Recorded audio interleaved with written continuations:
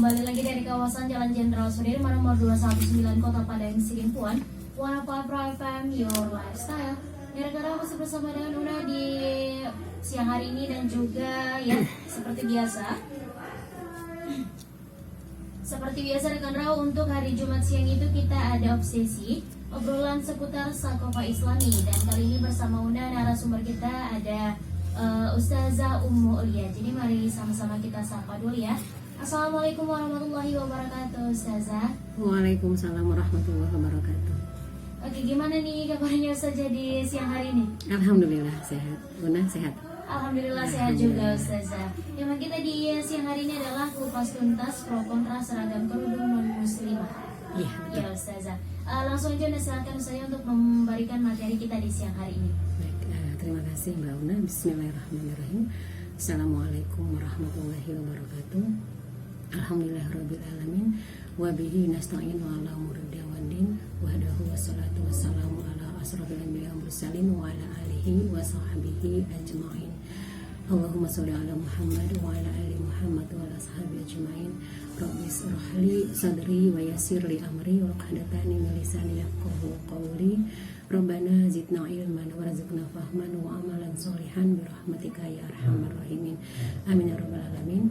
A'udzu billahi minasyaitonir rajim. Bismillahirrahmanirrahim. Ya ayyuhalladzina amanu udkhulu fis silmi kaffah wa la tattabi'u khutuwatis syaitan innahu lakum aduwwun mubin. Shadaqallahul adzim.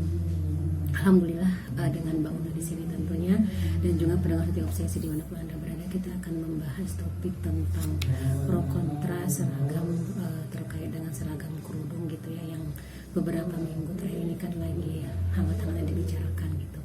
Dan kita membahas ini memang tidak lain dan tidak bukan, tetap pada posisi obsesi adalah obrolan seputar Sakofa Islam. Kita akan membahas dalam kacamata Islam begitu ya, bagaimana kita mensikapi kemudian juga bisa memberikan pendapat dengan sebelumnya terkait dengan masalah pakaian begitu ya, masalah pakaian yang itu terkait juga nanti kan dengan penggunaan seragam yang itu memang seragam yang sesuai dengan aturan Islam, dan bagaimana kaitannya nanti dengan saudara kita yang mereka non muslim gitu ya. Nah, adapun yang melatar belakangi materi ini, tentunya yang paling hangat sudah kita bisa ikuti bersama begitu ya. Kasus ini mulai kembali terangkat pada saat adanya video gitu ya, video viral antara orang tua siswa yang merupakan orang tua siswi-siswi non muslim yang dia bersekolah di SMK Negeri 2 Padang gitu ya, dan dikatakan dalam video tersebut dipaksa berkerudung gitu ya. Walaupun memang sebetulnya sudah diklarifikasi oleh kepala sekolah dari sekolah tersebut, Pak Rusmadi kalau tidak salah namanya, mengakui memang ada sebanyak 46 siswa gitu ya non muslim yang berada di sekolah tersebut, dan memang mereka diminta gitu ya untuk menggunakan kerudung gitu ya dalam aktivitas mereka di sekolah sehari-hari. Tapi memang ada satu ini yang tadi menjadi permasalahan itu muncul, kecuali yang bernama Jenny ini, yang dia memang memprotes kebijakan tersebut. Nah, kalau kita lihat fakta di SMK Negeri 2 Padang, sebetulnya di sana memang selama ini bahkan dikatakan dari satu sumber sudah berlangsung sekitar 15 tahun. Dari Senin hingga Kamis memang anak-anak itu mereka menggunakan kerudung, walaupun sekalipun yang dia non muslim. Tetapi kepala sekolahnya itu mengatakan bahwa pihak sekolah tidak pernah melakukan paksaan kepada mereka terkait dengan penggunaan pakaian seragam tersebut, karena mereka adalah sebagai non muslim gitu kan. Tapi mereka menggunakan kerudung itu dengan keinginan mereka sendiri.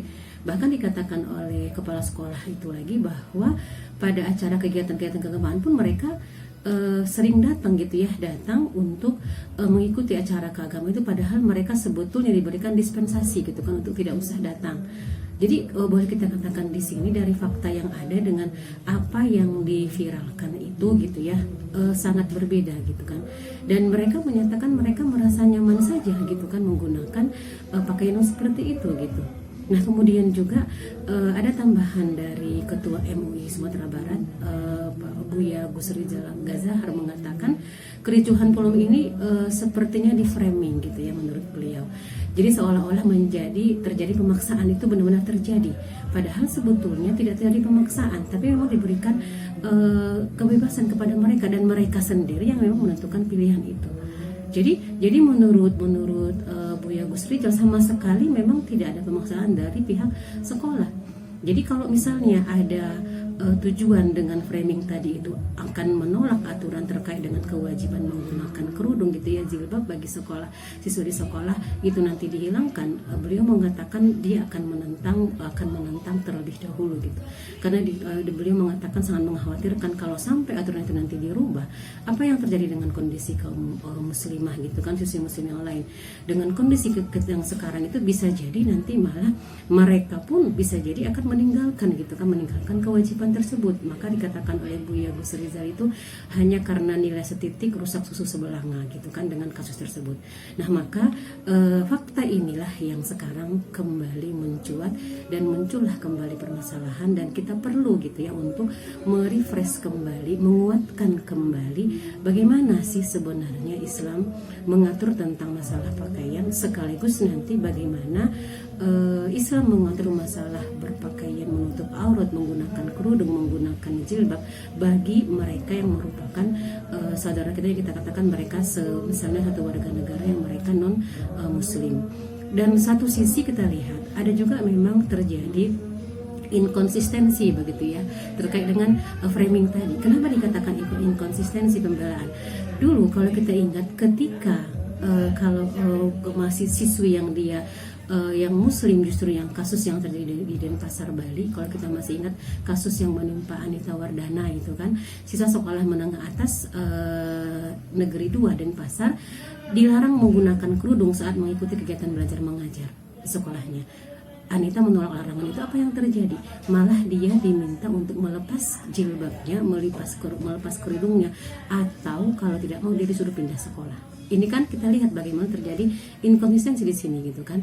Giliran yang tadi yang kasus non muslimnya padahal disuruh sukarela menggunakan kerudung, kemudian dikatakan itu dipaksa, dan itu menjadi masalah yang di framing kan cukup viral gitu kan. Sementara kasus yang kedua tadi itu kan seolah-olah kan itu nggak di framing, nggak diangkat gitu kan, karena nggak ada masalah di situ. Nah di sini kan kita berarti ada inkonsistensinya. Maka nanti kan kita lihat bagaimana sebetulnya ajaran Islam terkait dengan masalah jilbab dengan khimar gitu kan, yang merupakan pakaian yang diwajibkan oleh Islam kepada kaum muslimah tentunya. Kemudian kenapa bisa muncul adanya pro kontra tersebut gitu kan? Kenapa bisa ada yang mereka kontra, betul-betul memframing, kalau bahasa anak sekarang mungkin mengatakan terus digoreng gitu ya permasalahan itu gitu kan? Tapi mereka juga ada yang pro. Nah berarti kan di sini kita harus mendudukan kembali permasalahan ini. Kemudian apa yang menjadi penyebabnya sehingga muncul kembali pro kontra tersebut, bahkan menjadi bahan yang menjadi alasan yang mengatakan nanti bahwa Islam itu dikatakan intoleran gitu kan, dikatakan radikal dan sebagainya. Dan nanti akan kita bahas juga tentunya bagaimana Islam mengatur pakaian non muslim gitu kan. Baik itu dia nanti kita bisa menggambarkan pada masa kehilafahan masih berdiri, kemudian pada masa kehilafahan telah diruntuhkan, belum ada lagi sampai dengan hari ini. Kemudian apa yang kita rasakan sekarang tentang pengaturan pakaian muslimah itu yang kita berada di bawah aturan sekuler. Ini menjadi hal yang 3 hal yang perlu kita bahas terkait dengan permasalahan ini. Makanya kita katakan kita kupas tuntas dulu nanti masalah tentang pakaian muslimah kembali, kemudian apa yang menjadi penyebab pro kontranya, kemudian bagaimana gambaran aturan pakaian non muslimah dalam daulah Islam gitu kan. Dan itu memang menjadi hal yang harus kita kaji kembali agar apa? Agar kita kembali bisa menerapkannya pada kondisi kita saat ini. Nah, jadi di sini kita lihat bagaimana 3 hari nanti akan menjadi penentu sehingga kita nanti bisa mensikap secara benar bagaimana terkait dengan kasus yang boleh kita katakan ini kembali berulang dan berulang kembali. Demikian Mbak. Ya, terima kasih Ustazah. Jadi kita direkam sebagai pembuka kita ya untuk siang hari ini. Oke deh, untuk rekan mungkin sudah punya pertanyaan, boleh dikirim pertanyaannya ke WhatsApp kita ya di nomor 082299996105. Tetap di warna Ustazah. Unda silakan Ustazah untuk melanjutkan materi kita di siang hari ini. Baik, terima kasih Mbak Ina.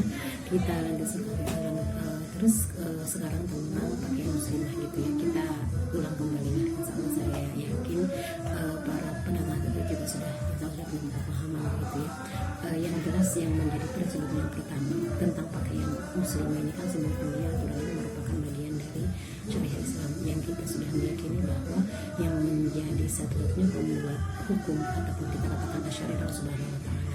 Jadi artinya apa yang kita dapatkan di dalam Al-Quran dalam As-Sunnah itu yang merupakan firman Allah, merupakan apa yang menjadi peninggalan Rasul kepada kita, baik itu merupakan perbuatan, ucapan dan diam Rasul, itulah yang menjadi hukum syara bagi kita dan fungsinya tentunya adalah sebagai solusi atas semua permasalahan yang dihadapi oleh manusia, baik muslim maupun non muslim. Ini menjadi hal yang menjadi titik pentingnya.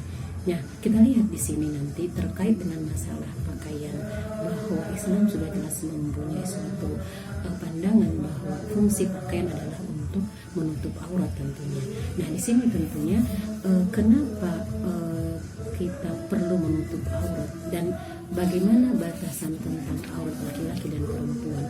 Ini kan tentunya terkait dengan akan munculnya permasalahan yang akan dihadapi oleh manusia, baik pada yang non-muslim maupun yang muslim kalau mereka tidak menutup auratnya. Nah, ini kan terkait dengan permasalahan salah satu potensi manusia dikatakan dengan gorizatul naw, adanya naluri untuk meneruskan keturunan, ada ketertarikan kepada lawan jenis, salah satunya naluri kita katakan naluri seksual gitu kan.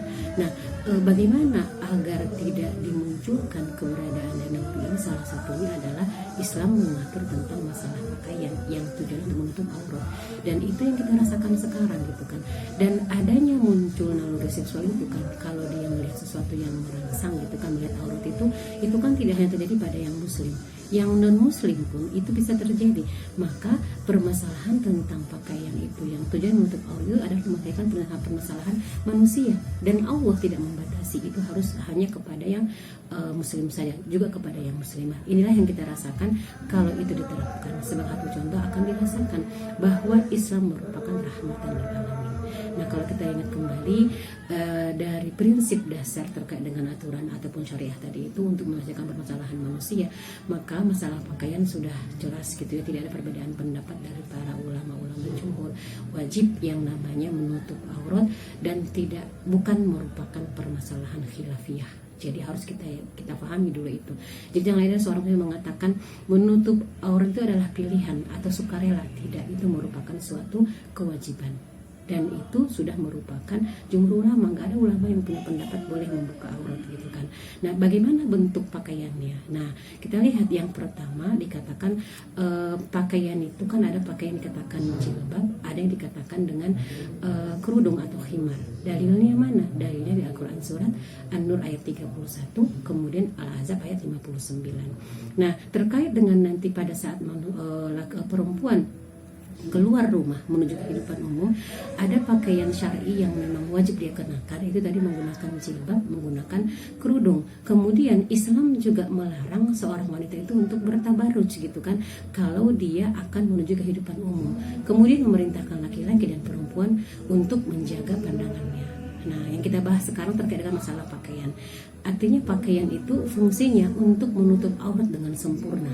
Nah, itu dikatakan pada muslimah yang dikatakan merupakan pakaian yang kita katakan pakaian bagian atas begitu ya, itu kita katakan dengan kerudung, atau dikatakan dengan istilah dikatakan itu kan khimar gitu ya dalam bahasa Arabnya. Itu yang dikatakan di An-Nur ayat 31, disebutkan di bagian ayat itu, a'udzubillahi minasyaitonir rajim, wala yubdina zinatahunna illa ma zuharu minha wal yadribna bi khumurihinna ala juyubihinna. Nah, ini, dan janganlah mereka menampakkan perhiasannya kecuali yang biasa tampak daripadanya, dan hendaklah mereka menutupkan kain kudung ke dadanya.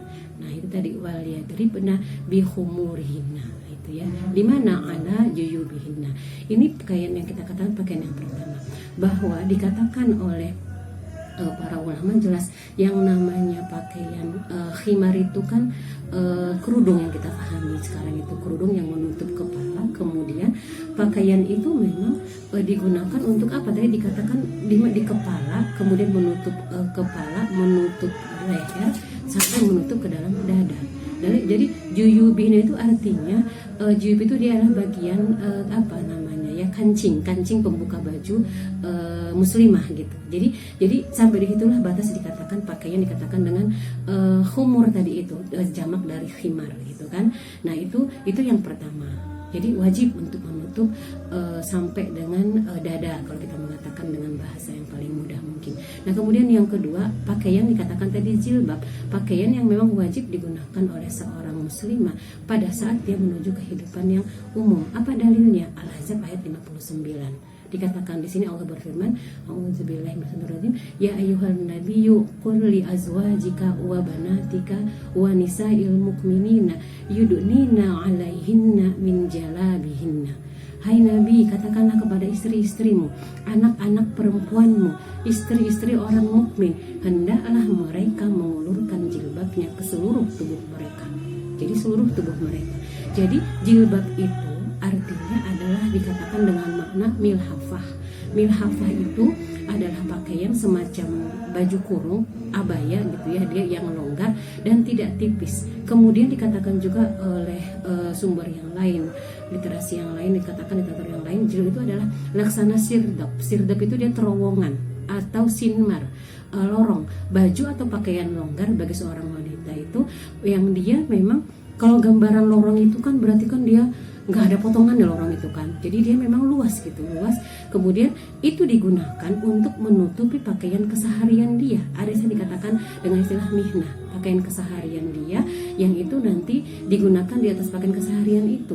Dan jadi artinya jilbab itu merupakan pakaian yang memang bukan pakaian yang langsung dengan pakaian dalam gitu, tapi ada pakaian yang dikatakan mihnah, pakaian keseharian yang digunakan di atas, di bawah dari jilbab tadi. Bahkan dikatakan dalam kamus As-Sohlah Al-Jauhari mengatakan jilbab adalah kain panjang dan longgar.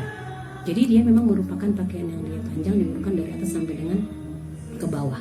Nah, jadi kalau kita lihat dari beberapa kajian hadis juga yang sahih, jalannya menyatakan bahwa ini yang bersama pada Rasulullah. Kenapa dikatakan pakaian jilbab itu merupakan pakaian yang digunakan untuk keluar rumah dan wajib digunakan oleh muslimah kalau dia menuju kehidupan yang umum?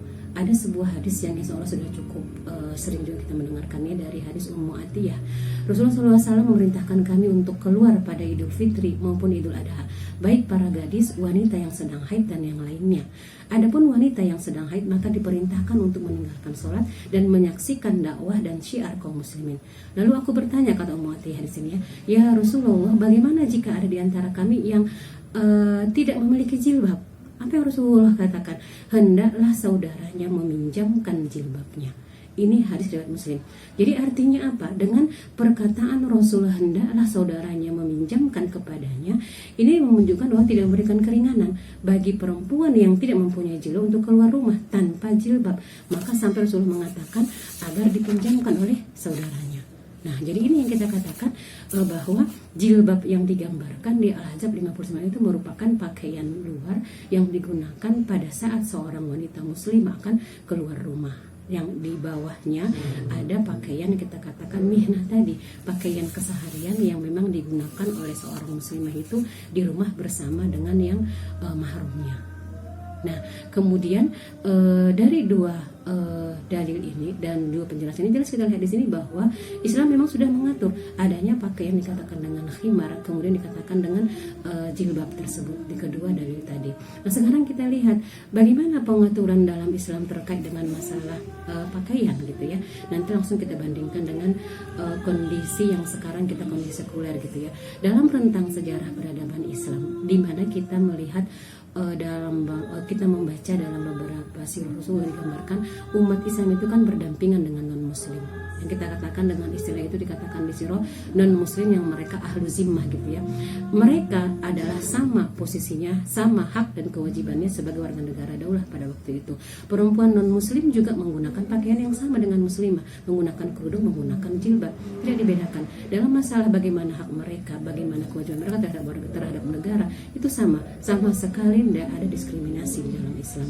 Jadi dalam hal ini kita lihat bagaimana dengan aturan pakaian itu untuk mendapatkan kemaslahatan bagi siapa? Bagi seluruh warga negara, baik yang laki-laki, yang perempuan, muslim maupun non muslim. Jadi terlihat betul bagaimana dengan seperti itu Islam menjaga bagaimana kemuliaan mereka, bagaimana kehormatan mereka dengan menggunakan pakaian tersebut. Fakta yang kita rasakan sekarang, coba lihat dalam kehidupan sekuler sekarang, perempuan dibebaskan menggunakan pakaian membuka aurat. Yang terjadi apa? Pelecehan seksual, pemerkosaan kerap terjadi. Ini bukan soal kesalahan perempuannya saja. Kadang dia mengatakan seperti itu, salah perempuannya kenapa dia membuka aurat. Atau dia mengatakan ini juga bukan kesalahan dari laki-laki yang mereka tidak bisa menjaga pandangannya, kemudian dia tidak bisa menjaga, kemudian melampiaskan syahwatnya.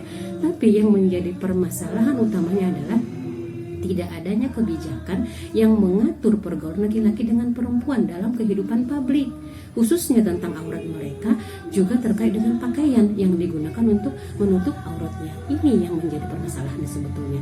Dan kita memahami dalam kondisi masyarakat sekuler adalah suatu keniscayaan, muncullah pemahaman liberal. Jadi sebetulnya yang tadi banyak menggoreng tentang kasus-kasus yang terkait dengan tadi yang kita bahas di latar belakang topik ini adalah mereka yang memang paham, yang memiliki paham liberal. Kita tahu paham liberal ini mereka mempunyai konsep betul-betul yang pertama mereka kebebasan, individualisme, kemudian rasionalisme. Jadi pada saat mereka membahas tentang suatu hukum yang terkait dengan hukum Islam, mereka akan memunculkan prinsip ini, kebebasan, kemudian rasional. Jadi kalau misalnya menurut akal mereka hukum itu nggak rasional, nggak bisa diterima. Jadi kerjaan mereka itu, orang-orang liberal ini adalah mereka senantiasa mengobok-obok Al-Quran gitu ya, dan hadis dalilnya, menggunakan nalar mereka gitu kan. Kalau bahasa ini mengatakan nalar liar mereka gitu.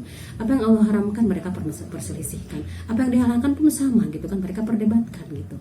Dan boleh dikatakan memang kita tidak setuju kalau dikatakan orang liberal ini dikatakan Islam liberal gitu kan, karena tidak ada Islam liberal. Islam jangan digandeng-gandengkan dengan liberal. Islam itu yang ada Islam kafah, liberal yang liberal. Nah jadi mereka lah sebetulnya sebagai aktor utama terkait dengan penggorengan masalah ini gitu kan. Padahal sebetulnya dalam Islam tidak seperti itu gitu kan. Terbukti kita lihat kalau misalnya mungkin ada punya saudara atau mungkin kenal atau siapa yang pernah misalnya jalan-jalan ke Palestina misalnya. Di sana itu yang mereka sudah berumur sekitar di atas 70-80 tahun itu, kalau ditanya tentang pakaian perempuan waktu dulu gitu ya, mereka akan menceritakan bahwa perempuan Kristen dan Muslim itu pakaiannya sama gitu di desa-desa yang ada di Palestina. Kenapa? Karena pada masa itu memang mereka sebelum itu diterapkan aturan Islam, ada kehilafahan sebelum runtuhnya, kemudian sudah masuk pun sekularisasi, masuk liberalisasi ke tengah-tengah mereka, masih ada terlihat sisa-sisa itu di sana gitu. Karena memang kalau dalam Islam, bagaimana Islam mengatur masalah pakaian non muslimah dalam kondisi kita katakan sistem Islam diterapkan gitu ya. Aturannya adalah yang pertama, mereka dibolehkan menurut agamanya itu para ahlu zimmah tadi yang mereka non muslim menjalankan negara daulah itu diperbolehkan berpakaian menurut agamanya. Jadi misalnya pendeta menggunakan pakaian pendeta, menggunakan biarawati menggunakan pakaian biarawati, rahib Yahudi menggunakan pakaian rahib mereka. Itu dibolehkan di kalangan mereka. Kemudian aturan yang kedua, dalam ruang lingkup aturan hukum syara yang diperbolehkan juga. Jadi ketentuannya begini, kehidupan publik yang di situ ada muslim dan non muslim, ada laki-laki ada perempuan, maka pada kehidupan umum seperti ini Islam menetapkan kepada mereka untuk menggunakan pakaian yang sama, yaitu menggunakan pakaian yang diatur oleh daulah, diatur oleh negara. Nah jadi kita lihat di situ pada masa era sepanjang kehilafahan, perempuan muslim dan non muslim itu memang mengenakan jilbab, menggunakan khimar. Karena apa? Karena keberadaan mereka sebagai ahlu zimmah. Mereka justru adalah mereka adalah orang-orang yang meminta perlindungan dengan sukarela kepada daulah, kepada negara. Tentunya secara otomatis, secara sukarela mereka akan patuh kepada aturan-aturan yang ditetapkan oleh daulah, oleh negara. Jadi memang kondisi sekarang, kenapa kita melihat framing ini terus digoreng, kemudian seolah-olah terlihat bertentangan, karena banyak orang yang mereka tadi merupakan pengaruh atau mungkin sebagai pengusung paham liberal, mereka memandang aturan Islam itu bukan dari kacamata akidah mereka dan syariat yang merupakan pancaran dari akidah, tapi mereka menggunakan kacamata HAM, menggunakan kacamata hak asasi manusia. Maka mereka mengatakan intoleran, padahal itu bukan kacamata yang benar. Jadi kesimpulannya, kenapa itu bisa terjadi pro kontra? Orang yang kontra, kemudian orang yang pro, sebetulnya masalah utamanya apa? Karena memang kondisi kita saat ini tidak diatur dengan syariat Islam, sehingga punya kacamata yang berbeda, yang sangat disayangkan gitu ya. Bahkan orang yang mengatakan seperti itu intoleran, dikatakan melanggar HAM, mereka adalah muslim juga gitu kan, muslim sendiri yang tapi mereka terpapar sekularisme dan liberalisme. Inilah masalah utama kita sebetulnya. Padahal seharusnya mereka harus punya kacamata akidah Islam, kacamata mereka adalah syariah Islam dalam memandang apapun permasalahan yang mereka hadapi, termasuk terkait dengan masalah pakaian ini, tentang menutup aurat, ada khimar, kemudian ada jilbab tadi. Itu sebagai kesimpulannya yang bisa kita lihat terkait dengan permasalahan ini, dan tentunya kita berharap seorang muslim harus menjauhi yang namanya sekularisme, kemudian faham liberalisme tersebut. Tapi aturan harusnya digunakan apa? Dia harus melandaskan semua berdasarkan akidah Islam, kemudian menjadi standarnya adalah syariah Islam yang merupakan syariah yang terpancar dari akidah yang dia yakini. Demikian Mbak Una. Ya, terima kasih Ustazah. Nah, itu dia tadi ya rekan Rauf, materi yang disampaikan oleh ini. Pertanyaan ya dari rekan Rauf semuanya seputar tema kita di siang hari ini adalah kupas tuntas pro kontra seragam kerudung non muslimah. Oke Ustazah, jadi pertanyaan yang pertama ini Ustazah, gimana pertanyaannya adalah terkait dengan seragam kerudung non muslimah. Tadi seperti yang Ustazah katakan tidak dipermasalahkan, sedangkan untuk yang muslimah tidak berjilbab terkadang dipermasalahkan. Nah ini bagaimana Ustazah, tanggapan Ustazah? Konsisten tadi ya. Iya Ustazah. Kira-kira udah bacain semua pertanyaan atau satu persatu aja nih Ustazah? Dibacain semua, nanti kan Dibacain bisa digabung-gabungkan. Oke Ustazah. Kemudian pertanyaan berikutnya, ini ada pertanyaan dari via Facebook ya Ustazah. Ini waktu zaman aku SMA itu ada izin, makanya jadi sekolah di SMA baru tahun 1991 kalau ada izinnya lebih baik. Oke, ini kayaknya pakai bahasa daerah jadi udah kurang paham juga ya Bahasa baru sih ya. Iya. Jadi udah kurang paham ini pertanyaannya. Tapi kayaknya intinya begini Ustazah. Jadi apa yang dipermasalahkan dalam temanya kali ini? Karena mungkin di Barus pada waktu di SMA diperbolehkan seperti itu Ustazah. Nah, iya. Intinya dulu nggak ada masalah, kok sekarang jadi masalah gitu Iya ya. benar Ustazah. Kemudian saya pertanyaan yang terakhir. Ini sebenarnya dari Una pribadi ya Ustazah ya, karena ini memang topiknya lagi up to date banget, banyak yang mau bahas. Banyak juga nih Ustazah yang Islam mengatakan ya nggak masalah, namanya udah peraturan. Jadi saya kalau walaupun peraturan harus tetap dilaksanakan walaupun itu menyalahi syariah gitu Ustazah. Gitu. Jadi harusnya kalau yang dia memang sekolah itu peraturan dia harus ikuti gitu ya. Iya Ustazah. Karena dia masuk ke sekolah itu gitu atau gimana? Bener Iya gak? benar Ustazah. Karena kan peraturan sekolah jadi gitu Ustazah. Iya. Aturan sekolah ya, namanya kita masuk sekolah itu, kalau enggak ya enggak usah sekolah di situ gitu ya. Iya benar Ustazah. Ya baik. Terima kasih jazakumullah khairan jazak kepada pendengar opsi yang bertanya. Jadi tadi yang pertama terkait dengan inkonsistensi gitu ya. Kalau dulu kan memang kita lihat sebetulnya kan permasalahan seragam kerudung ini kan sudah cukup lama ya. Dari tahun 90-an saya masih ingat dulu kalau nggak salah ini sudah menjadi permasalahan juga, tapi kemudian sudah diselesaikan, jadi kemudian muncul lagi gitu kan. Jadi kalau kita ibaratkan sebetulnya dengan seseorang dengan penyakit gitu ya, karena penyakitnya itu diobati itu sudah diobati dengan cara yang belum menemukan apa sebetulnya penyebab sakitnya, kemudian diberikan obat yang nggak akan sembuh-sembuh kan penyakit itu. Maka harusnya memang kita cari tahu dulu betul-betul apa yang menjadi penyebab munculnya penyakit itu gitu kan, agar nanti solusi yang diberikan itu tepat gitu kan. Solusinya adalah sesuai dengan apa yang menjadi penyebabnya. Nah, masalah yang menimpa kaum muslimin sampai sekarang nggak jauh dari itu gitu kan. Muncul permasalahan-permasalahan terkait dengan misalnya ini kita bahkan tentang menutup aurat menggunakan pakaian seragam yang dia menutup aurat sesuai dengan Islam, atau misalnya kasus-kasus terkait dengan masalah kekerasan terhadap anak, misalnya kekerasan seksual, atau misalnya kasus terkait dengan masalah aborsi, masalah darurat narkoba. Kalau kita melihat penetapan solusi terhadap permasalahan ini kan tidak pernah yang dia merupakan solusi tuntas gitu, bukan merupakan solusi yang mendasar. Yang ada solusi-solusi yang dia diberikan sebatas ke permukaan saja, sehingga nanti tidak sampai kepada akar permasalahan, maka muncul lagi masalah itu.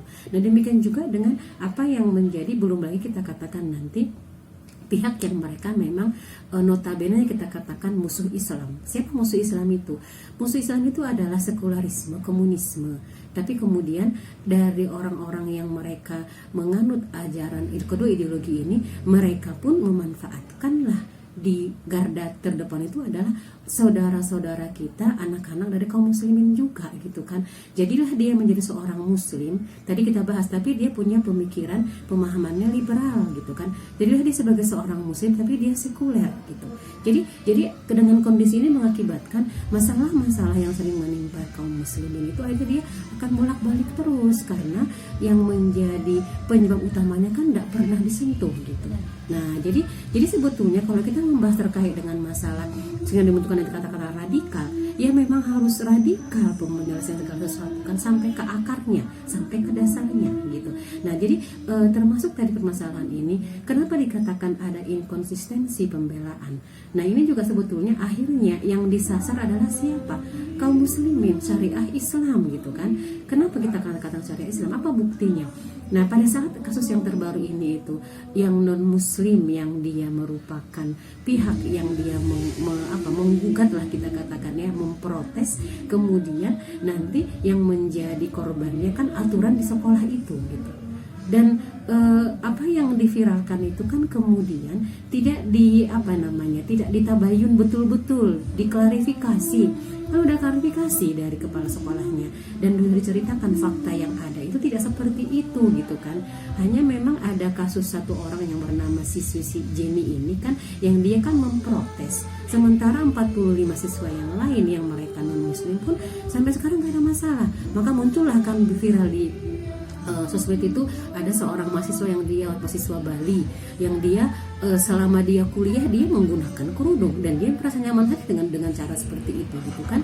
Atau misalnya ada alumni dari siswa SMK Negeri 2 Padang itu yang mengatakan selama di sekolah di sana dia menggunakan kerudung dan dia merasa nyaman dan nggak pernah merasakan ada diskriminasi dari guru-guru yang muslim kepada dia. Jadi kan sebetulnya kan nggak ada masalah gitu kan sebetulnya. Nah, tapi kemudian ini memang inilah kerja orang liberal gitu ya, orang liberal. Jadi nyari-nyari masalah, dibesar-besarkan masalah itu, digoreng masalah itu agar bisa memunculkan terus propaganda mereka untuk mengatakan kalau Islam itu nanti intoleran, Islam itu aturannya melanggar hak asasi manusia, Islam itu sekarang yang terbaru tidak lagi radikal, ekstremisme gitu kan. Atau ada aturan yang baru, mudah-mudahan nanti kita bisa bahas di obsesi gitu ya, muncul lagi istilah ekstremisme setelah radikalisme gitu kan. Nah, ini sebetulnya yang mereka sasar adalah aturan Islamnya. Tetapi pada saat di posisi yang sebaliknya, yang tadi kita katakan inkonsistennya itu, yang diserang, yang jadi korban adalah kaum muslimin gitu kan. Muslimah yang tadi bernama Anita Wardana tadi, dia ingin melaksanakan kewajiban dia sebagai seorang muslimah, malah ditentang gitu kan, tidak diperbolehkan. Ini yang justru yang kita katakan kan intoleran kan. Karena katanya kalau demokrasi itu kan setiap warga negara itu kan boleh menerapkan aturan agamanya masing-masing. Jadi malah dia diberi pilihan gitu kan, untuk melepas jilbabnya, melepas kerudungnya itu, atau pindah sekolah. Berarti kan, dan itu kan itu nggak diangkat itu gitu kan masalah itu. Tapi pada saat nanti yang sekarang kita lihat kasus yang itu justru seolah-olah Islam yang menjadi tertuduh, semua itu pada ngomong gitu kan. baik yang anggota DPR, Komnas HAM gitu kan, KPAI hingga LBH gitu kan, mereka mengatakan itu aturan harus dihapuskan, tidak sesuai dengan kebinekaan dan sebagainya. Jadi tanpa kita harus mengakui, tanpa kita harus menyampaikan secara langsung apa yang tergambar pada pihak-pihak yang mengklaim seperti ini, inilah gambaran bahwa yang ada sekarang di tengah-tengah kita adalah penerapan sekularisme gitu kan. Jadi menurut mereka yang namanya pakaian itu adalah ranah pribadi gitu kan. Jadi nggak diatur oleh agama. Jadi yang namanya agama itu cukuplah kalian itu melaksanakan rukun Islam gitu kan. Jadi nggak usah ngurus-ngurusi masalah pakaian. Nah berarti kan dari itu sudah nampak bukti yang sangat jelas kalau itu merupakan aturan yang dia berasal dari sekularisme tadi. Nah kita sebagai seorang muslimah kan gak akan berdiam diri melihat kondisi itu. Maka tentunya kita harus menjelaskan betul bahwa inkonsistensi itu kemana arahnya dan kemana dia menjadi tujuan utamanya. Ya propaganda mereka yang benci Islam, benci aturan Islam, dan mereka memang merasa Islam itu menjadi ancaman buat mereka kalau Islam diterapkan di tengah-tengah mereka. Padahal sudah kita bahas tadi kalau yang namanya Islam itu dengan syariahnya itu adalah akan memberikan kemaslahatan buat seluruh manusia dan akan meninggalkan yang namanya kemafsadatan gitu kan, kerusakan.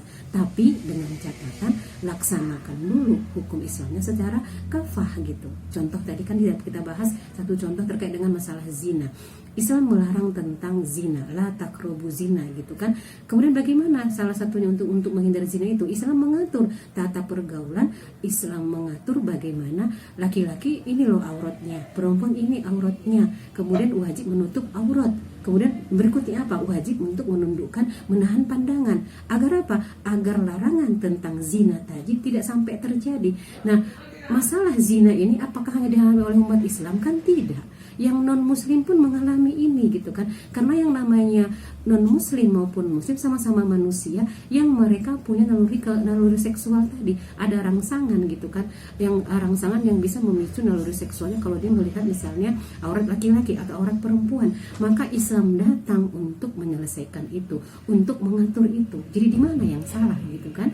Nah, karena memang ternyata tadi masalah utamanya bagaimana dengan diterapkannya aturan Islam itu dengan penerapan sekularisme tadi itu munculnya paham liberal tadi adalah mengakibatkan biang akar permasalahan utama yang menjadi penyebab utamanya. Maka solusinya hanya ada dalam Islam, memang tidak ada pada agama-agama yang lain. Jadi seperti itu. Nah kemudian tadi yang kedua sebetulnya hampir sama ya Mbak Unai sebetulnya pertanyaannya. Memang kalau zaman dulu sebetulnya nggak ada masalah, walaupun memang dulu itu biasanya tadi kan dikatakan ada izin gitu ya. Jadi misalnya kalau saya dulu pernah merasakan itu kalau kita mau bikin pas foto di ijazah misalnya, kan aturan nasional itu kan tidak boleh pakai kerudung, harus kelihatan telinga gitu kan selalu itu. Karena mungkin lah pakai kerudung telinganya kelihatan di mana gitu, dibolongin kerudungnya nggak mungkin. Jadi dan memang haram juga nggak boleh nampak telinga. Jadi boleh kamu pakai kerudung di pas foto. Nanti dari kampus atau dari sekolah itu kita ada surat pernyataan bahwa nanti kalau misalnya terjadi sesuatu terkait dengan itu kita yang menanggung, sekolah nggak menanggung gitu. Ya itu kan berarti kan aman-aman saja. Dan tentunya kan pilihan itu kan akan siap diterima konsekuensi oleh seorang muslimah gitu kan. Jadi udah aman sebetulnya. Makanya sebetulnya kasus ini memang ini kerjaannya orang-orang liberal gitu ya.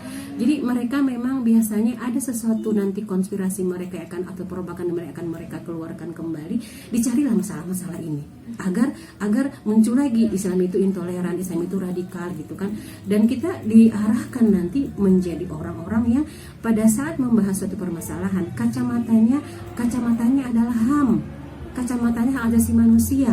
Karena seorang muslim itu kan kacamatanya bukan HAM, standarnya adalah dari Al-Quran, dari As-Sunnah gitu. Itu yang menjadi landasannya. Nah sehingga nanti memang munculnya permasalahan ini dia bolak-balik karena memang yang namanya mereka yang memang memusuhi Islam itu akan terus mereka melakukan itu propaganda konspirasi mereka. Makanya kita pun jangan mau tinggal diam kan seperti itu. Kita harus terus melawan mereka gitu kan. Walaupun akhirnya memang terkadang kita tadi yang dikatakan di akhir materi, mereka juga saudara kita muslim. Jadi kita diadu domba memang. Iya betul. Makanya kita harus samakan musuh kita bersama muslim adalah sekularisme dan komunisme, sosialisme. Dan yang namanya liberalisme itu dan kapitalisme merupakan anak kandung dari keduanya itu kan gitu, anak kandung dari sekularisme.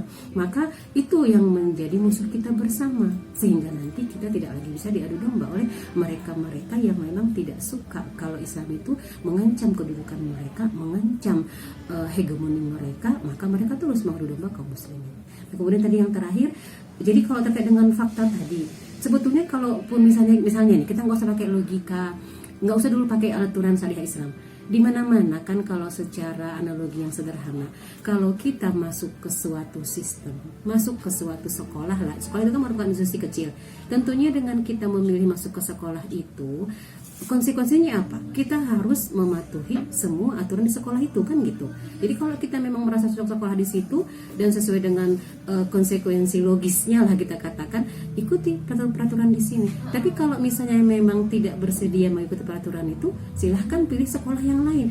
Sebenarnya kan itu kan baru kita analisis secara dangkal gitu ya. Belum membahas yang tadi tentang aturan jilbabnya, aturan kerudungnya, bagaimana Islam terkait dengan non muslim pakaiannya. Belum sampai ke sana pun sebetulnya kan udah teman ya tadi Mbak Una, karena framing tadi, karena digoreng ke arah iya tuh bisa benarkan Islam kan intoleran, benarkan Islam itu kan radikal, itu yang memang mereka harapkan gitu.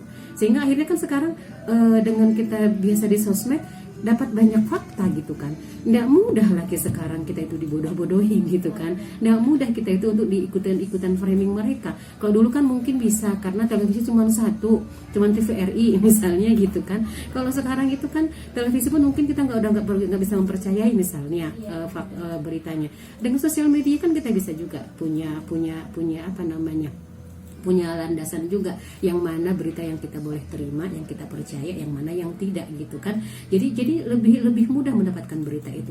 Jadi artinya walaupun mereka mencoba memframing, mencoba untuk menggoreng terus, yakinlah bagaimanapun sekuat-kuat makar mereka ingin menghancurkan Islam, menghalangi kejayaan Islam, itu tidak akan bisa, karena Allah yang jelas menyatakan itu bahwa Allah yang lebih baik makarnya. Jadi artinya dengan apa yang mereka lakukan ini ya kita terus melakukan upaya kita untuk melawannya, dengan arti melawannya karena kita terus dengan kacamata akidah kita, kacamata dari aturan Islam. Jadi kita nggak usah ribut-ribut masalah-masalah kalau dia merupakan masalah khilafiyah. Tapi kalau sudah menyinggung masalah-masalah yang usul, yang jelas dikatakan kalau kerudung dan jilbab wajib, menutup aurat wajib, kita harus sama gitu kan. Jangan lagi mau digoreng oleh mereka, itu kan sukarela, berarti kalau dipaksa berarti kamu melanggar HAM. Ya, kita nggak punya dasar pakai HAM. Landasan kita mengatakan boleh atau tidak adalah Al-Quran, As-Sunnah, bukan HAM. Justru HAM inilah kita katakan ya, kesyirikan baru yang sudah lama sebetulnya ya, kesyirikan yang terus mereka tanamkan ke kaum muslimin, sehingga nanti standar mereka bukan lagi Al-Quran dan Sunnah, tapi standarnya adalah menurut HAM. Padahal HAM itu dari mana? Kan sudah tahu lah insya Allah dari mana HAM itu. HAM itu kan bagian dari sekularisme gitu kan, bagian dari liberalisme tadi. Nah itu mereka geser itu. Jadi dikit-dikit sekarang kita katakan gitu kan, kalau guru mukul siswanya melanggar HAM, kok jadi melanggar HAM gitu kan. Standarnya, landasannya harusnya kan standarnya adalah bagaimana dari Al-Quran tentang pendidikan anak misalnya, tentang pakaian, tentang kerudung, tentang jilbab gitu kan, bukan lagi ke HAM-nya. Nah jadi itu sebetulnya kalau kita lihat bagaimana framing mereka dengan memunculkan masalah-masalah yang mereka goreng, tujuannya tadi itu. Jadi bagaimana kita lihat sebagai kesimpulannya bahwa selama memang kita tidak diatur dengan syariah Islam, kemudian kita sudah memahami secara betul, meyakini dari akidah kita, syariah itu bertujuan itu sangat baik gitu ya, memberikan kemaslahatan, membuang kemafsadatan atau kerusakan. Bagi perempuan dengan aturan pakaian itu akan memberikan kemuliaan gitu kan, memberikan dijaga iffahnya, dijaga bagaimana dia tidak akan mudah diganggu gitu kan. Nah kemudian kalau ternyata yang seperti ini malah dilawan atau kita katakan ditentang oleh mereka yang mengaku muslim, ini bisa jadi mereka adalah muslim yang sudah terpapar sekularisme dan liberalisme. Semestinya mereka harus harus kembali kepada kacamata yang mereka gunakan adalah apa? Adalah akidah Islam yang mereka yakini itu merupakan keimanan mereka, merupakan agama dia. Kemudian konsekuensinya apa? Syariah Islam yang menjadi landasan dia, sesuai nggak dengan Al-Quran, sesuai dengan As-Sunnah nggak gitu kan? Jadi bukan lagi menggunakan standar-standar dari ideologi yang lain, walaupun dalam bentukan dia katakan HAM dan sebagainya. Itu yang menjadi kesimpulan dari apa yang kita bahas pada siang hari ini, Mbak Una. Iya saja, berarti itu tadi sudah sama kesimpulannya sudah. Iya, sudah kesimpulan. Iya saja, terima kasih saya sudah memberikan materi yang sangat bermanfaat untuk kita di siang hari ini. Terutama topiknya sangat up to date ya rekan, jadi kita bisa mengetahui apa yang harus kita lakukan nih kalau misalnya hal tersebut berada di depan mata kita. Terima kasih banyak Ustazah, mudah-mudahan bisa bergabung di lain hari pada